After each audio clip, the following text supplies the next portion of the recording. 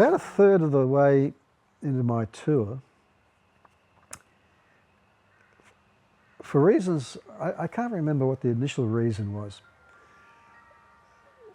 Maybe it was the lack of complete interoperability with the American gunship forces.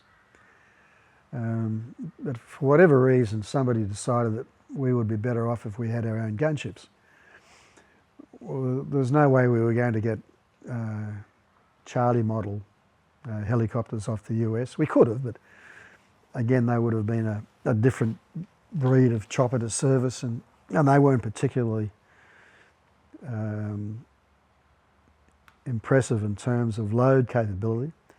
They were a bit faster because they had a different rotor blade system. That was about all. And we certainly weren't going to get the dedicated gunship aircraft, the Cobras. So in the early days with B model helicopters, guys had fiddled around mounting machine guns on the side of a B model. But with the H model, with its load capability, we were in a situation where we could experiment further. And out of parts scrounged from the US Army, we actually built a gunship. So we had 2 fixed forward firing miniguns and 2 rocket pods, and twin mounted M60s above the rocket pods for the door gunners. A couple of gun sights, a bit of electrical wiring, and Bob's your uncle, you had a gunship. And a useful one because of the load capacity of the Huey. We could take this thing right up to 10,500 pounds gross weight. In fact, we actually took it over that. And that gave us 10,000 rounds of minigun ammunition. And a full load of 7.2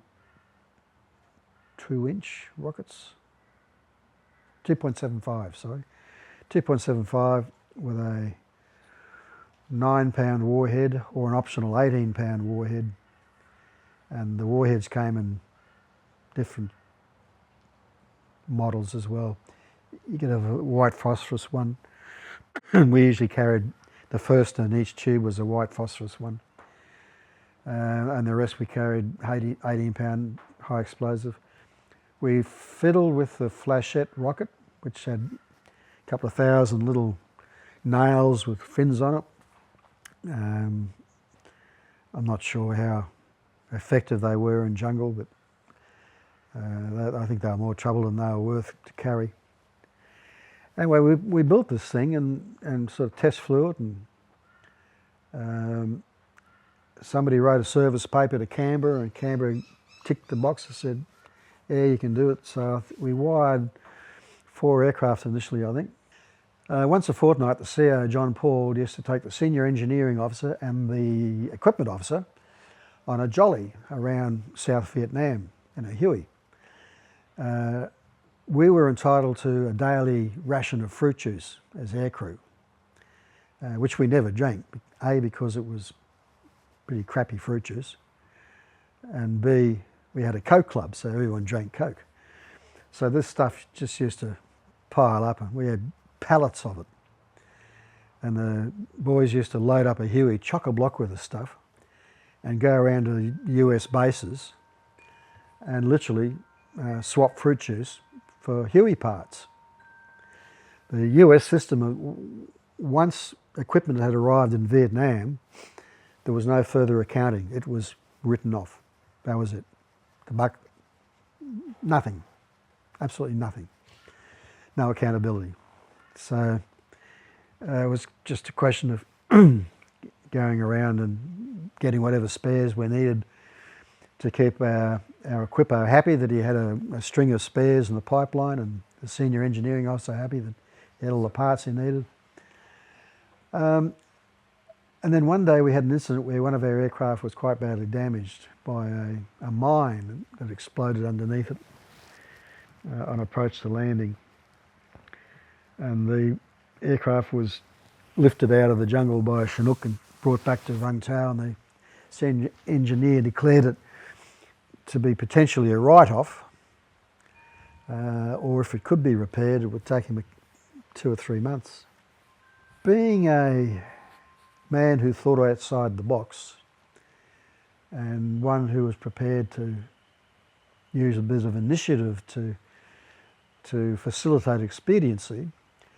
The CO went on a shopping trip with his NGO and the equipment officer with a chopper load of Australian fruit juice and swapped it for a new Huey, which duly turned up a couple of days later in 2 boxes.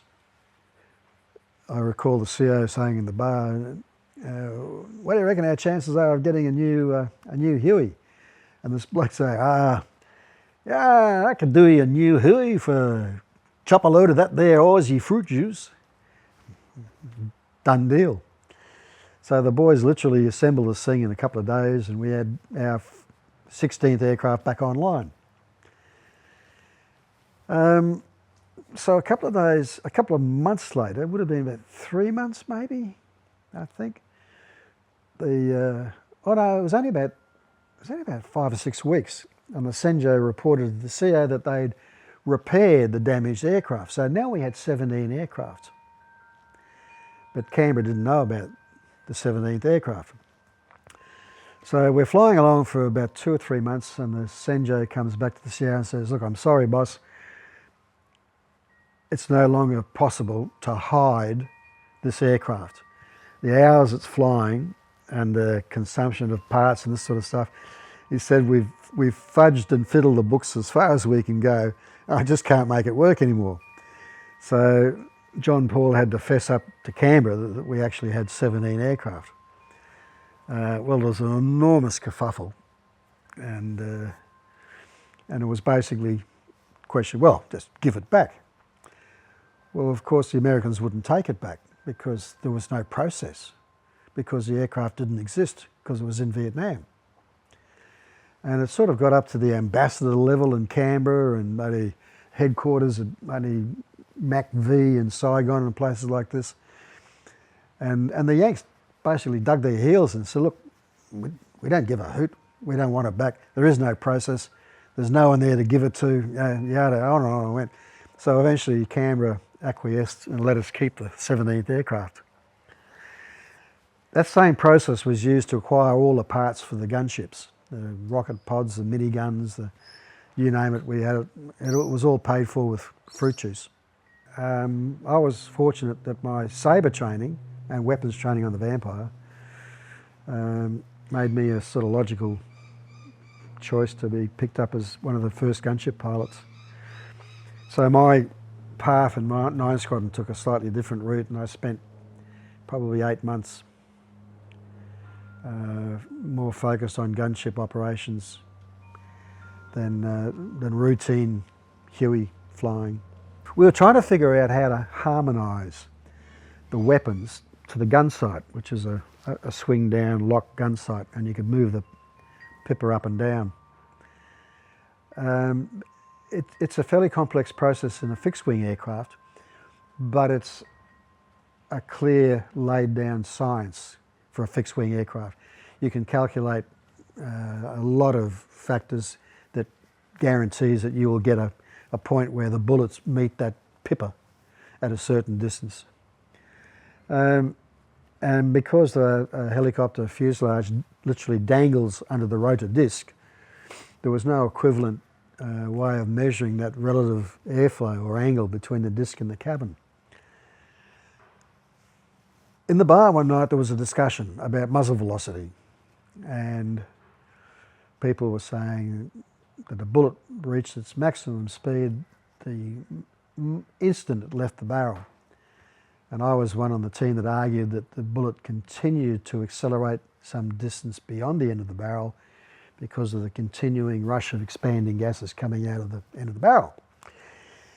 Anyway, to resolve this argument, I wrote to a guy in the physics department at Australian National University in Canberra and just said, "Dear Professor, here we are in Vietnam arguing over this point. Could you provide an answer to this thing so we can win the bet or collect on the bet?" And to my surprise, this guy wrote back and said, yeah, here's some calculations, yada, yada. And I was so impressed with his response that I thought, hey, maybe this guy could assist us when it came to harmonising the gun sight. So I wrote back to him and said, we have a bit of a problem here with our new gunships. We're trying to figure out how to harmonise the gun sight to the weapon's point of impact. And I told him that there's a process in fixed-wing aircraft which is quite easy to follow, but that because of the unknown relationship between the rotor disc and the cabin, we could not apply that process to the gunship. It all went quiet. Didn't hear anything back from him. So in the meantime, we did the next best thing. We literally went out and fired the guns. And we tweaked the guns until they crossed over at a point. Then we adjusted the sight so it, at what we figured was about the range, the bullets crossed the sight, the pipper. And the same with the rockets. We just tweaked them until we got them. And all it cost us was a few thousand rounds of ammo, and which was free as far as we were concerned, and a few rockets. So the problem was solved from a practical point of view. I'll just extend this one on a little bit. Subsequent to my tour in Vietnam, I was back in 5 Squadron, and I got a summons one day to Defence Central. And everyone's looking at me like, what have you done? I said, I don't know, I have no idea. And I literally walked into this briefing room, and there were 2-star generals there, all these boffins around, including the guy I'd written to, the scientific advisor to the Air Board. And unbeknownst to us, these poor buggers have been labouring away for months trying to figure out a mathematical solution to the problem I'd given them. And my being summoned there was for them to basically say, look, we've tried our best, but there are simply too many variables to, and I sort of said, well, thanks for your efforts anyway. I'm most impressed by what you've been doing, but we've sort of figured a way around it practically.